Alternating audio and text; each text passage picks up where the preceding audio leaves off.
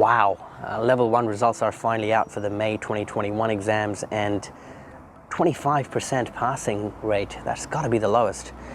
I haven't seen the numbers yet. They come out after all the 3 levels results are out. You can see how many people gave the exams versus how many passed for each level. So that'll be interesting to see. And look, everyone's going to talk about this, everyone's going to debate this for a while in terms of what happened. And CFA Institute tried to front run this as well. They actually posted on Reddit. It usually doesn't happen. But I'm not sure what the point or the purpose of the post was, because there was only going to be one-sided feedback, especially after the post being quite generic and not really providing the transparency or the substance that the candidates would have been requesting or demanding. Let's see. They may follow up with more information. They may not. In my opinion, I was always expecting the passing rate to drop a little bit. Not to this extent, but about 5 percentage points. And the rationale for that is quite simple, really. If you look at what's happened this year, the fact that the duration of the exams has reduced, the number of questions have come down, and the fact that you can give the exam multiple times during a year, not just for level 1 but 2 and 3, to bring it at par, the NPS has to go up. It can't stay at the same level, because the playing field is not level. And look, the NPS result or the score is not released. There's always speculation of what it is, and it's always an estimation depending on whom you ask. Until that's made transparent, we can only keep guessing. But I did expect the scores or the passing rates to drop, but obviously not as steep.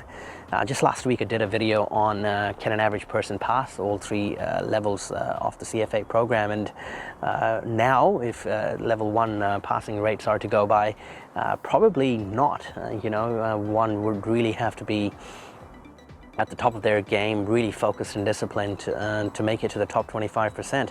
But look, it's still early days. Let's see how level 2 results and 3 results play out.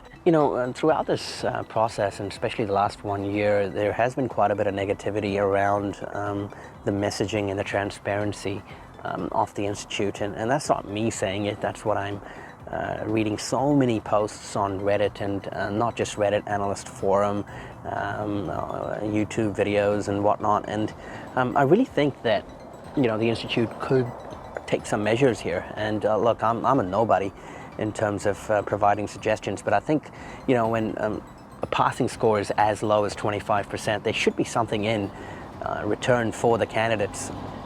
Yes, obviously they can give the exam multiple times now during the year, but a suggestion could be something like the people who just failed, the top 5 or 10% of the failed candidates.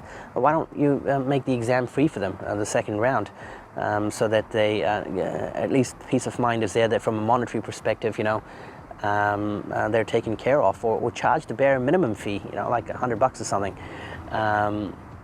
That would be a nice gesture, and chances are that those candidates will proceed to levels 2 and 3, and also enhance the reputation of the program and the Institute.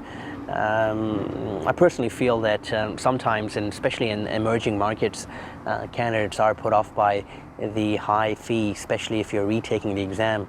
And for candidates, I'm not saying make it for all candidates who fail, but surely the ones who have just failed, especially if you're keeping the corridor source small for the number of passes, then I think there should be something for the retakers.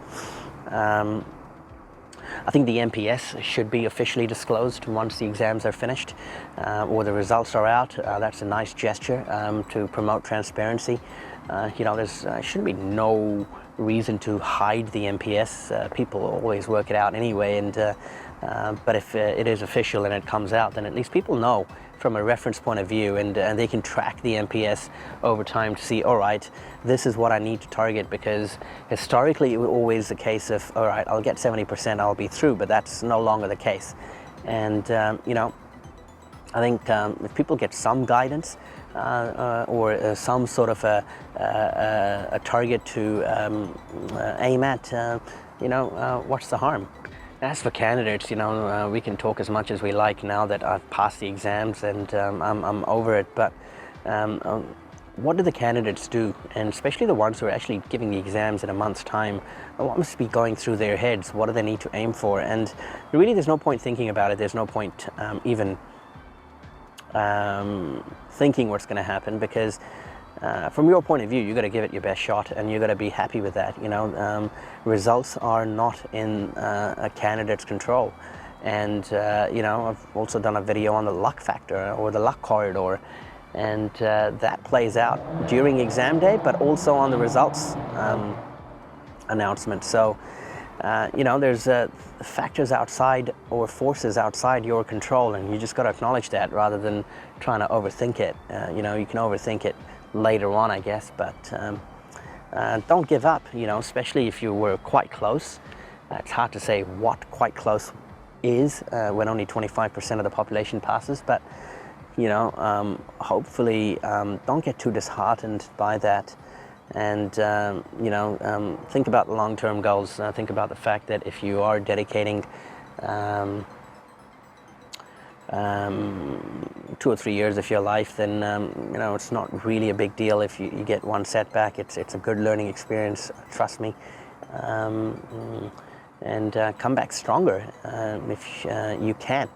And yeah, that's really it for this video. I just wanted to reveal my thoughts, and let's see if we get more updates in coming days and how level 2 and level 3 results go.